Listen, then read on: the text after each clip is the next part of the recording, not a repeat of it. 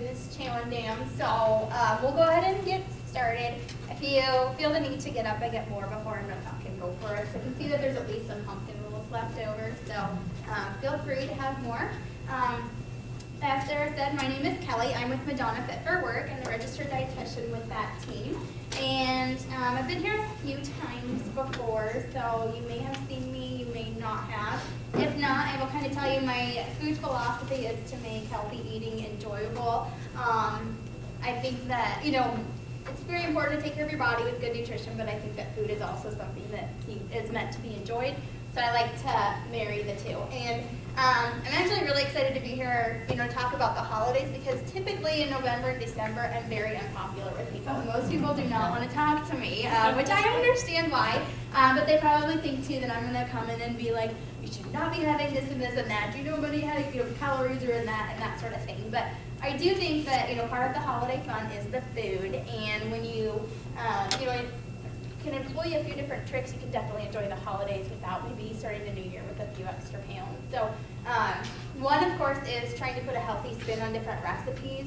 And I will tell you, if you're ever the cook and do that, don't tell whoever you're doing. They don't need to know, because, as soon as they know it, then it's not going to taste good. So just, keep it your little secret and that sort of thing. But that's one way, you can lighten it up. They can still taste good. And again, you can enjoy that piece of it.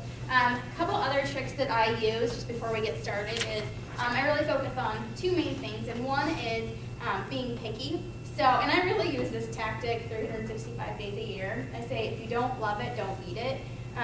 So, if there's something there that I, feel kind of lukewarm about, it's okay. I just keep it there. I'd rather save my calories for something that, really counts and something that's really good. So, for me, I don't really care, the holidays, green bean casserole, I could really, just leave it. I'm not a big fan, so I typically just skip out on it. Another thing that I think about is, can I have this any time of the year, or is this like the only time I get my grandma's stuffing or whatever it might be? And I love me some mashed potatoes, but I can have those any day of the year. So I typically forego those and we'll get something else instead. So it's kind of, picky and choosing there. And then really portion control is the big thing. You can take, you can take the same kinds of foods, but the amount of portions that you take can make up hundreds of calories difference. I actually did a presentation the other day to demonstrate this. And I have 2 plates of the exact same kinds of food. However, the portion sizes were different enough that it had made up, over 600 calories of difference, which is about 6 miles of walking. So just by, thinking through that, and, I used to be that person that I would wear the elastic waistband to the holiday gatherings and that sort of thing, but, I think, okay, I don't need that much food. If you slow down and savor it, then you don't need those huge portions. So, again, those are my few tricks, but we'll go ahead and get to the demonstration. I just did want to pass those tips along to you guys, okay? So, starting off with the pork tenderloin, which I'm actually not going to demonstrate that piece of it to you because it's so easy. And so in terms of, a cooking demonstration and that sort of thing, it's not the best recipe because, again, there's not a whole lot to show you, but I'm thinking, okay, people are doing this for the holidays. They don't want a really high maintenance recipe. So I had it with, with you guys in mind, So really with this meat, all you have to do is rub on a spice and let it cook. So I chose pork tenderloin just for something a little bit different. Tenderloin is great because it can be, elegant for holiday gatherings, but this is a recipe that can also work for a busy weeknight, with your family. Pork tenderloin is actually one of the leanest meats out there. It rivals white chicken breast, grilled chicken breast, no skin, in terms of calories and fat. So very, very lean, and as the name would imply, very tender. So very healthy in that respect. It also, because it has such a mild flavor, that's why you really want to make sure that you season it, because if you don't, it can be pretty bland. And you can do seasoning mixes, but I like to do spice blends just because then you're not adding any calories, any fat, any sodium, a lot of good flavor. So that's what that today is. It's just a spice blend, and again, just rub it on the meat. You can also do a marinade if you would prefer to do something like that. If you are doing a bottle marinade, I would look at the ingredients or the nutrition facts because a lot of times those can be high in calories and high in sodium. So make sure you're making a good choice there. But if you just marinate that for a couple hours, you'll get a really great product that way. And then in terms of cooking, I gave you a couple of variations on that recipe too, because this recipe serves 8. But depending on how big or small your family is, that may not be suited for you. So if you do want to just take this to kind of a staple in your dinner routine, the single recipe will be fine. But if you're serving 25, 30 people, you're going to have to multiply that recipe. So if that's the case, instead of doing a pork tenderloin, actually what you can do, what I did today was just getting a pork loin roast. So it was a center cut pork loin, and that instructions for that are clear down at the bottom of the page, so you don't have to necessarily write it all down. But the cooking time is just a little bit different. But when you do that, it's typically a little bit more economical. It just works a little bit better that way. So, so again, different options there based on what your needs are. So, so yeah, rub it with spice, throw it in the oven or roaster, and you're good to go. Okay. Now I paired apples with it because that's kind of like peanut butter and jelly. Pork and apples always go really well together. So I wanted to do that today too. And so the recipe that I have for this is actually pretty simple too. So just starting with some chopped apples. You want to do tart apples whenever you cook with them. So I typically will just do Granny Smith. I won't eat Granny Smith by themselves, but in baked goods or any kind of recipes, they're wonderful. So, and if you are doing, again, you're going to be busy that holiday day, probably cooking. So if you want to cut these the day before, I could cut all these last night. So I could do like 30 apples. I'm not getting up at 3 a.m. to cut chop apples. So thinking about that, though, we know that they can brown, and so there's different things that you can do to prevent browning. And I can remember when I was in school, the cafeteria ladies always would soak theirs in salt water and just ruin the apple. I just couldn't eat the apple after that. So if you're like me and don't like the flavor change that comes with that, there's some other options that you can do. So what I did is I actually used just citric acid, and this is actually used for canning tomatoes. But my mom taught me this trick, and I love it because it doesn't change the flavor. Again, you can see it didn't brown. It worked really great. So typically with this, if you do it, it's 1 teaspoon of this per cup of water.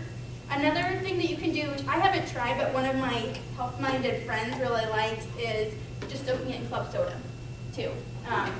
There's lemon juice that you can do, too, but I feel like that even kind of changes the flavor a little bit. So this has been my favorite way of doing it. So again, if you want to cut them the night before, that's going to make the day of a little bit easier. So peeled and chopped.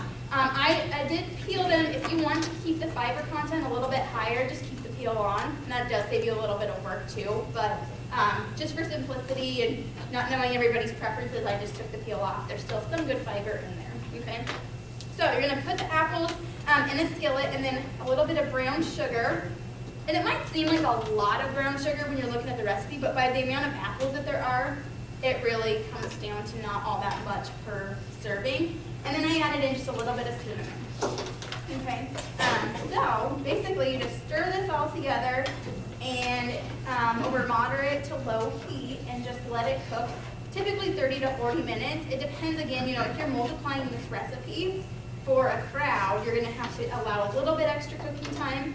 So for me today, I took that recipe by times 5, and it actually ended up taking 50 minutes, so not all that much longer, but what's nice is that once it's done, you can just turn it on low and keep it warm, and it'll be done. So we're just going to let that cook for a little while and move on to our next recipe, which is stuffing. All right, this is one of my holiday favorites. So when I first started getting into cooking and trying to, kind of healthify different recipes, this was one of the first ones on my list. And any guesses, not to ruin anybody's day, but any guesses on how much, in terms of just standard stuffing, what a half cup serving, how many calories it has in it? I'm going to ruin somebody's day when I say this, so I'm sorry in advance. Any guesses? Not quite that high for that. That would be really sad if that was that high. Typically, I've seen anywhere from about 180 calories to over 300, which, holy cow, over 300 calories in a half cup of something is a lot. So with this recipe that I have, I think I got it trimmed down to about 115 calories per half cup serving. So much, much better that way. And I will tell you, kind of as we go through it, what I did to make it a little different. What typically makes stuffing not so great for you is that if people will use the pan drippings off of the bird, so quite a bit of fat. They might put in some crumbled sausage or use butter and that sort of thing to cook everything. So I just made some tweaks on all of those things. All right, so starting off with cooking the vegetables. So I have some celery and onion here. I typically, in any recipe that you see me make, almost any recipe, I will increase the vegetable content just because, one, that helps increase nutrients, but also helps reduce the number of calories per bite. So I put in a cup of celery and onions. You could even go a step further. You could do some mushrooms as well. I know some people like that in their stuffing, so you could do that piece of it. I also cut back on the amount of fat that was used to cook the vegetables. Typically, they're swimming in fat, and you don't really need all that much. So not only did I cut back, but I also switched the amount or the type of fat. So instead of butter, I'm using canola oil because that's going to take out the saturated fat, which is not good for our heart, and replace it with heart-healthy monounsaturated fats, okay?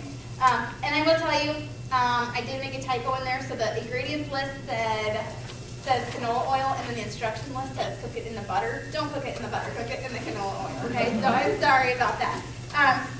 But you're just gonna cook this until it's tender. And if you feel at any point in time that it is, if you feel like it's running out of moisture and it needs more, rather than adding more oil, add just a little bit of broth. That's typically what I do when I saute things. I'll add just enough oil, and then if I need to add more, I'll do the broth because it's super low calorie. It's not going to add a whole lot to it. Even it's such a small amount that it's not going to add a lot of sodium to it either. So we're going to let those cook until they're tender. While they're doing that, I have a little spice mixture here today that I'm going to put over my breadcrumbs. So it has some poultry seasoning, some sage, a little bit of salt, and some pepper. And so I cut back on the amount of salt that was used in this and then increased different spices to help give it flavor. So it's still, I mean, this is a high sodium dish, so it's still not necessarily low sodium, but it's an improvement from what the typical stuffing will be. And then in terms of breadcrumbs, you can do whole wheat to help increase the fiber content. I will tell you that I know I try to be realistic too, and it's probably a whole lot easier to just get the bagged breadcrumbs or cubes versus doing it yourself. So if you do, if you're super motivated and want to do your own bread cubes, doing whole grain is great. But if you just do the bag stuff too, that's fine. It's just not going to have as much fiber. It's the only difference. So we've got that there, and then I have an egg and a couple egg whites. Okay, so this is again something that I did. In recipes, you can replace one egg with either 2 egg whites or with 1/4 of a cup of egg substitute. Either way you want to go. That's just going to help cut out a little bit of the fat, a little bit of the cholesterol. But typically in almost any recipe, I will keep at least 1 egg yolk in the recipe. I won't take them all out just because it does have an important function in terms of what it does when it bakes and cooks and that sort of thing. So we've got the eggs and then some low sodium chicken broth. Okay, so this, I'm using that instead of pan drippings to help cut way back on the amount of fat and calories in there. Yes, it does contribute sodium. That's kind of the drawback to it. So maybe you're focused more on blood pressure versus the fat and calories. Then I guess use pan drippings, but it's kind of to each their own. Alrighty, so we've got those mixed up, and then this is all cooked up. So I'm going to add it over here into my breadcrumbs.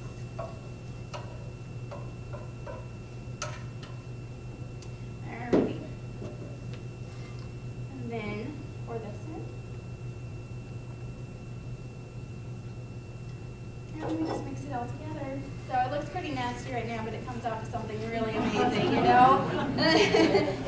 So basically, again, you just mix that together until everything's well blended. And I want to go back to the bread and making sure that you're using the dry stuff versus just kind of, sometimes it'll say day old. I like to use dried because the drier the bread, the more it's going to soak up the liquids and the more flavorful it's going to be. So I did want to note that. So if you do your own breadcrumbs, just toast them in the oven, cut them into cubes, and then toast them in the oven for 10 to 12 minutes at 350, and that'll do the trick for you too.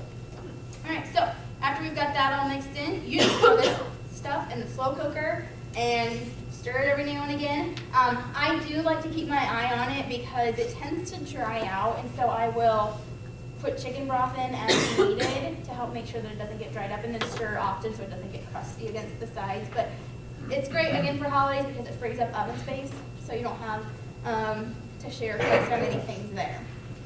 All right, so these are both pretty easy recipes that I have now. I will tell you my dessert is, I'd say, more intermediate, not necessarily beginner level. But the nice thing about this one is that it can be made a day or two ahead of time, and so you can take, the day before Thanksgiving or Christmas off just because you need to do this. So I'm actually doing you a favor by getting you out of work for a little bit, okay? All right, so this is pumpkin cake roll, and I figured pumpkin, there's pumpkin in everything, so why not do pumpkin dessert? And this is one of my favorites. I actually had a few different ones that I was tossing around, but my gut told me to do this one, so hopefully you guys enjoyed this one. So how you start off with this is we're going to do the batter, okay? So starting off with 2 eggs and 2 egg whites, okay? Again, same reason that I did it with the stuffing, just to help kind of cut back on the amount of calories and fat.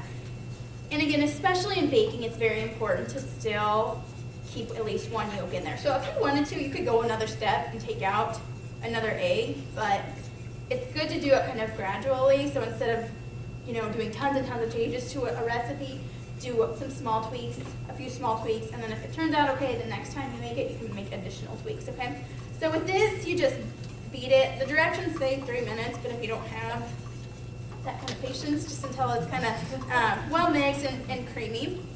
And then after that, adding in some sugar. Now, it still does, yes, it has 3/4 a cup of sugar, so it's kind of a lot, but I actually cut back from the amount that was in the original recipe. Okay, so the original recipe that I used had a cup of sugar, and in any kind of recipe, you can actually cut back on the amount of sugar by 1/4, and it will not affect the outcome, the flavor, the texture, anything like that. So that's what I did. You could also try a sugar substitute if you wanted to. So Splenda is a great, if I ever bake with a sugar substitute, Splenda is typically what I use, and it works really great. Sometimes I'll do half and half. So, instead of cutting back on the sugar, I could have done half a cup of real sugar, half a cup of the fake stuff. But again, some people prefer not to put that in their food, so it's just very much an individual choice there.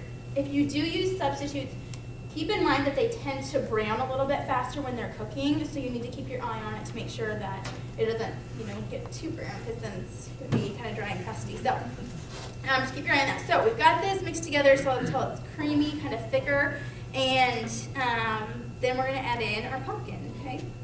So you can practically call this a health food, right? Because it's got so much vitamin A now and that sort of thing.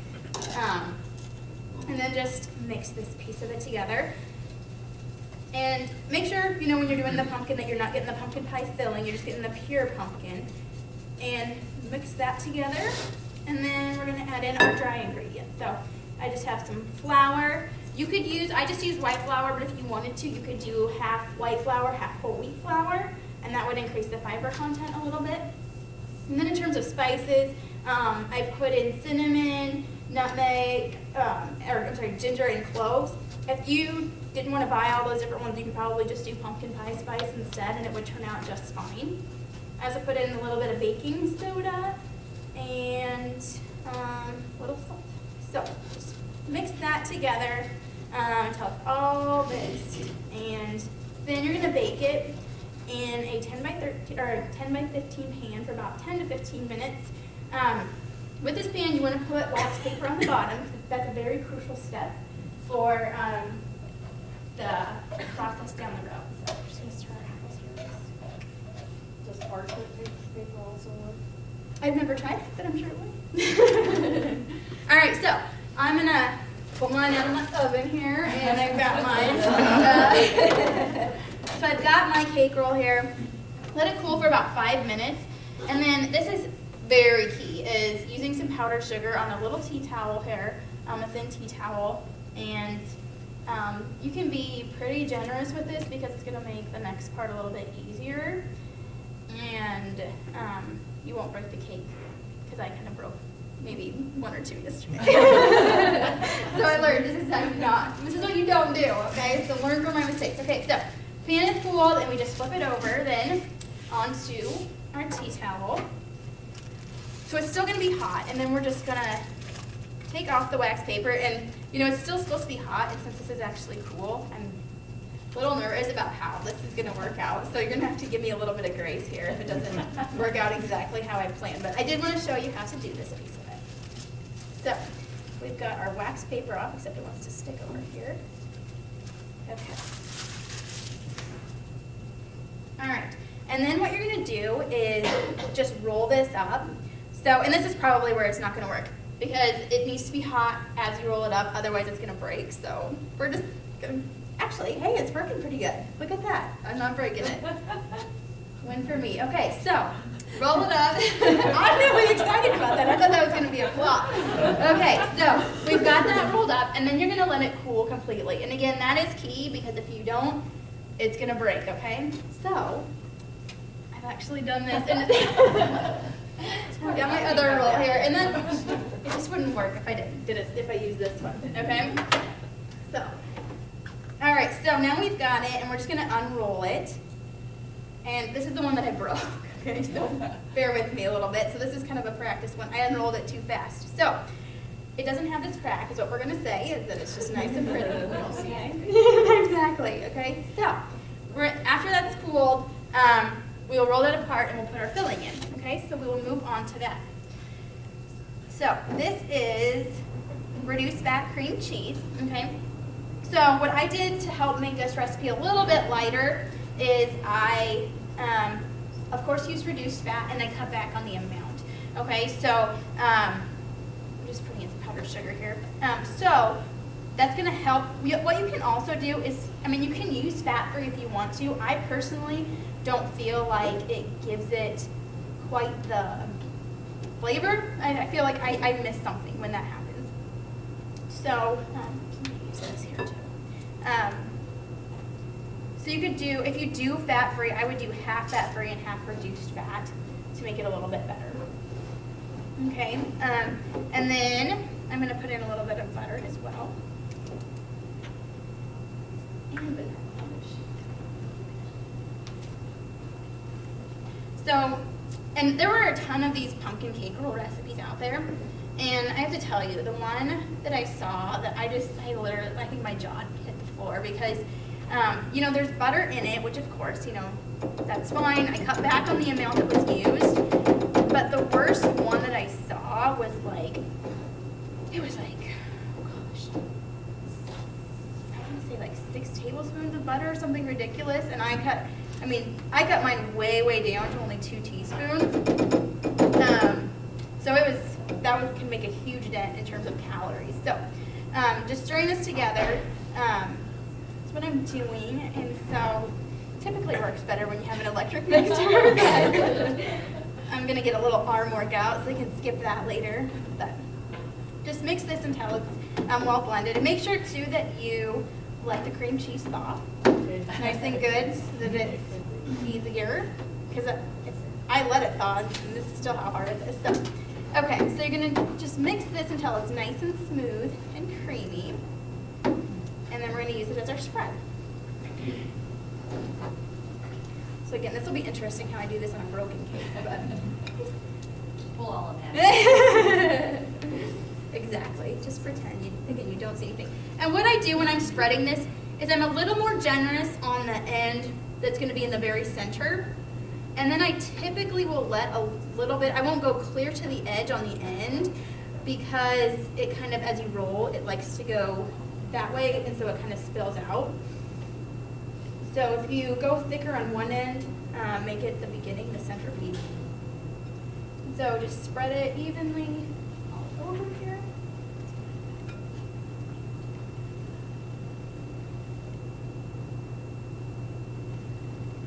And then you're just gonna roll it back up, this time without the towel. And so again, I have that big crack there, but that's how you do it. That's how it got done today. And then you're gonna just wrap this in plastic wrap, and I wrap it very well. let it sit in the refrigerator for at least an hour. And what I actually did to make the cutting part of it a little bit easier is I stuck it in the freezer for a little bit, just because it helps harden it up a little bit more, and so the slicing is a lot easier. I mean, 15 minutes is really all that 30 minutes, and it's not going to actually freeze it.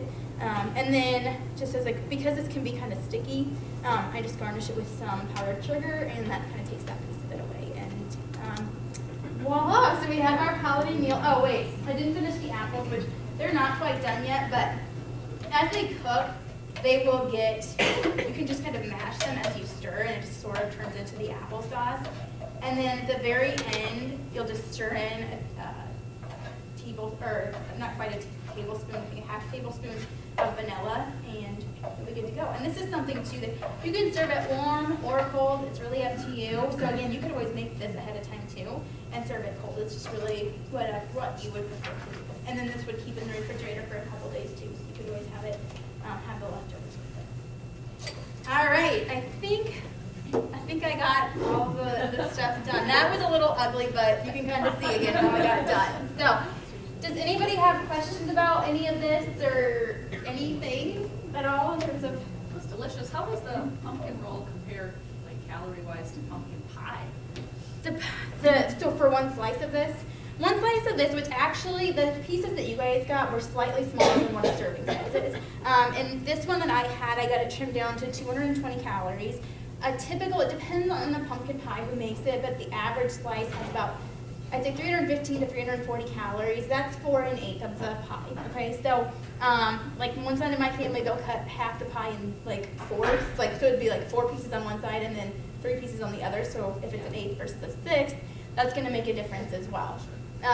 One trick that I use with pie too is, I'm just not a big fan of crusts, so I always leave that. And if you do that with any pie, it's gonna save you 100 calories too. So if it's double crusted, take one of the crusts off and you'll still get part of the crust. You won't necessarily be missing out, but that's kind of what I do. So good question there.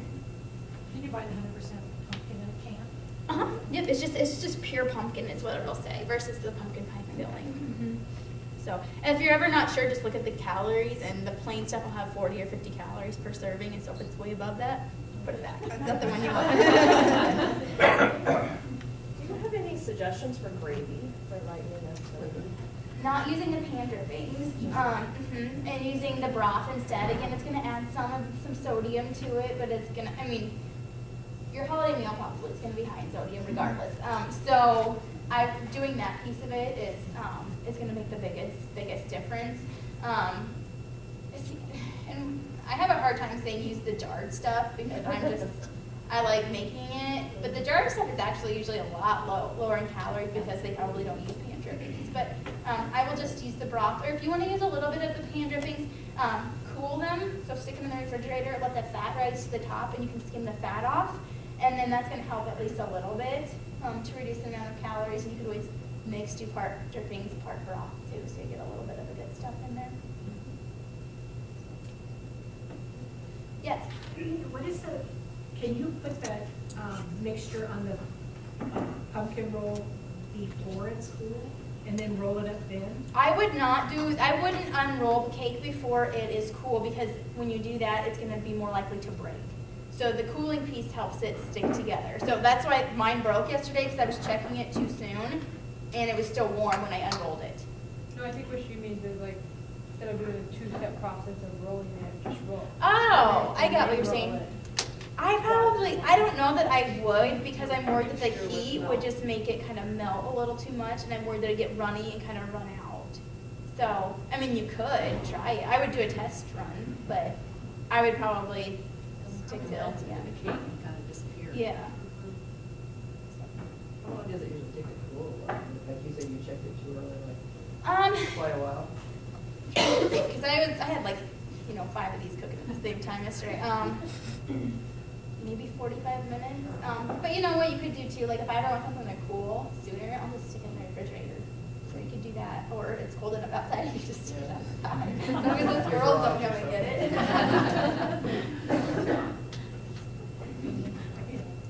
Anybody else? It doesn't have to be about these recipes, it can be about something totally different. I'm good, I'm glad that you liked it. like I said, there's some left over, so take a piece of cake to your coworker that didn't come and rub it in, and they should have done it or something like that. But I'll be here cleaning up, so if you guys do wanna, if you guys have any questions that you did wanna ask from the group, I'll be around, so feel free to come up and